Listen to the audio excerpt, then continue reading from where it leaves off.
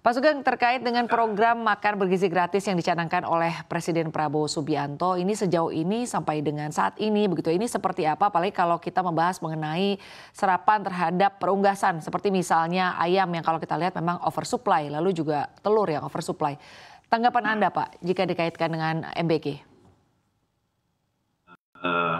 Betul seperti statement Pak Menteri Pak Rahmat Pambudi tadi, bahwa jika program ini dijalankan akan mempunyai kemampuan untuk menyerap kelebihan pasok di tingkat peternak. Tetapi hingga saat ini dampak dari serapan ini belum begitu terasa. Begitu Mbak Sinta. Baik, tapi sejauh ini Pak artinya sebelum ada program makan bergizi gratis, apa sebetulnya langkah-langkah yang telah dilakukan ya baik dari pemerintah atau juga mungkin dari sisi tani perunggasan ini terkait dengan kalau kita lihat memang suplainya yang berlebih sementara demand-nya memang tidak sesuai dengan supply-nya. Pernah Badan Pangan Nasional atau Bappenas mencoba untuk menyalurkan produk dari peternak melalui program stunting, artinya ayam-ayam dari peternak itu kemudian didistribusikan setelah bekerja sama dengan rumah potong ayam dan pelaku-pelaku yang besar untuk didistribusikan ke rakyat yang mengalami masalah stunting, ketertinggalan atau asupan gizi ketertinggalan asupan gizi. Nah, waktu itu kurang lebih ada 1.400.000 keluarga penerima itu seluruh Indonesia, baru 7 provinsi waktu itu yang di akhir pertengahan 2024-2023 itu dijalankan itu terkait dengan kelebihan pasok. Dan kemudian bekerjasama dengan perusahaan-perusahaan besar, PKH atau Kementerian Pertanian dalam hal ini juga menyerap untuk didistribusikan atau ke perusahaan-perusahaan atau industri ayam. Itu dua hal yang sudah pernah dijalankan. Nah, ini yang ketiga, program makan siang gratis. Ini saya kira juga mendapat respon yang cukup baik dari peternak atau pelaku perunggasan di Indonesia ini. Baik Pak Sugeng, tapi tadi Anda menyampaikan bahwa program makan bergizi gratis ini ternyata belum maksimal gitu ya untuk serapan atau permintaan dari ayam dan juga telur itu sendiri. Menurut Anda hal-hal apa yang perlu dievaluasi ke depannya terkait dengan bagaimana program makan bergizi gratis ini bisa mampu menyerap produksi ayam dan telur di tanah air? Satu harapan dari para pelaku terutama UMKM ini kan keterlibatan dari pelaku atau peternak-peternak kecil ini dalam mensukseskan makan bergizi gratis melalui suplai. Itu harapan pertama.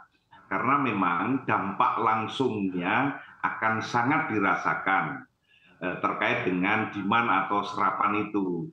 Karena memang benar terjadi kelebihan pasok dari tahun ke tahun, setidaknya 10 tahun terakhir ini peternak dalam kondisi merugi. Itu yang pertama terkait dengan harapan dari peternak. Yang kedua, ini kan dapur-dapur yang sedang digalakkan oleh Badan Gizi Nasional ini harus dipercepat sehingga mempunyai serapan yang lebih besar. Karena yang saya dengar sampai dengan saat ini kurang lebih baru sekitar ratusan ya, mungkin 241 SPPG yang beroperasi. Artinya itu rendah sekali jika dibandingkan dengan produksi nasional dari ayam potong atau daging ayam ini, Mbak Sinta. Baik, tapi sejauh ini Pak setelah program makan bergizi gratis ini berjalan, apa komunikasi yang telah dilakukan oleh pemerintah dengan para petani sebagai upaya agar produksi dari ayam ini bisa diserap dengan baik, artinya tidak oversupply seperti saat ini yang terjadi? Untuk penanganan oversupply, saya kira koordinasi dengan Badan Pangan, kemudian Kementerian Pertanian itu sering dilakukan. Yang justru belum nampak adalah koordinasi langsung dengan Badan Gizi Nasional. Ini kelihatannya masih harus senantiasa ditingkatkan. Kenapa?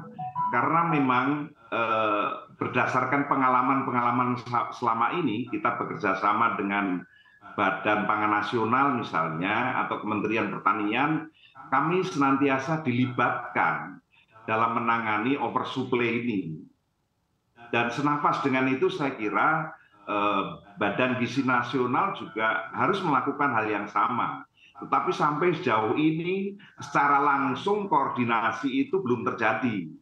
Yang terjadi adalah kita diminta oleh Kementerian Pertanian dan Badan Pangan Nasional untuk mempersiapkan produk-produk manakala nanti diperlukan jika Badan Gizi Nasional ini membutuhkan produk daging ayam maupun telur. Nah, sampai di situ saya kira peternak dan industri perunggasan nasional sudah mempersiapkan dan ingin ikut terlibat dalam mensukseskan program itu. Baik Pak Sugeng, tapi sejauh ini Pak, kalau dari peternak sendiri terkait dengan mungkin syarat-syarat ya Pak untuk bisa memenuhi pasokan dari makan bergizi gratis ini seperti apa Pak Sugeng? Jadi sebenarnya prasyarat yang wajar-wajar saja yang dipersyaratkan oleh Badan Gizi Nasional ini terkait dengan kualitas pasokan yang dikirimkan ke SPPG ini. Artinya ada keterbatasan memang di sisi pelaku yang kecil terkait dengan rumah potong ayam misalnya. Karena apa yang suplai ataupun yang kita berikan ke dapur-dapur ini harus memenuhi kualifikasi tertentu.